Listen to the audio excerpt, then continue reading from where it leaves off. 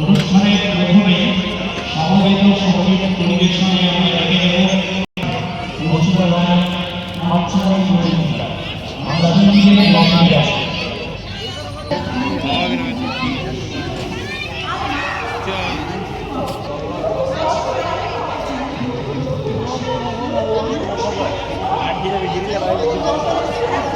ঠিকই বলেছে আর মাত্র একটা দিন